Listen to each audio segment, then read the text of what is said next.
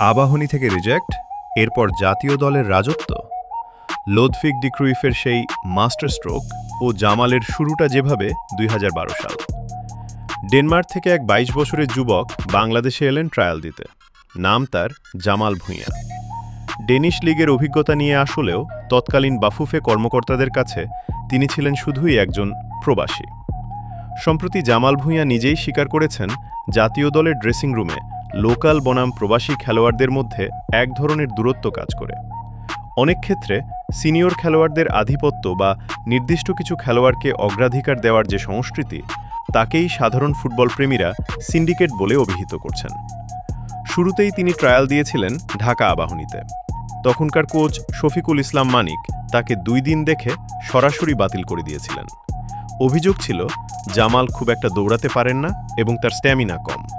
এমনকি তৎকালীন বাফুফের বিদেশি কোচ লোদভিক ডি ক্রুইফও শুরুতে তাকে নিয়ে দ্বিধায় ছিলেন। ২০১৩ সালে কোচ লোদভিক ডি ক্রুইফ যখন জাতীয় দলের দায়িত্ব নেন, তখন তিনি জামালকে নতুন করে পর্যবেক্ষণে রাখেন। আবাহনী ফিরিয়ে দিলেও শেখ জামাল ধানমন্ডি ক্লাব তাকে লুফে নেয়। সেখানেই কোচের নজরে পড়েন তিনি। ডি ক্রুইফ বুঝতে পেরেছিলেন জামালের পজিশনিং সেন্স এবং ইউরোপিয়ান ট্রেনিং বাংলাদেশের ফুটবলে ভিন্ন মাত্রা যোগ করবে। অবশেষে ৩১ আগস্ট ২০১৩ কাঠমান্ডুর দশরথ স্টেডিয়ামে নেপালের বিপক্ষে সাফ চ্যাম্পিয়নশিপে অভিষেক হয় জামালের।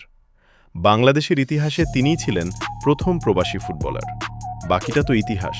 সেই ট্রায়ালে বাদ পড়া ছেলেটাই পরবর্তীতে বাংলাদেশের জার্সিতে সবচেয়ে বেশি ম্যাচ খেলা ফুটবলার এবং জাতীয় দলের অবিসংবাদিত অধিনায়ক হয়ে ওঠেন এই প্রবাসী নামক জামাল ভূঁইয়া।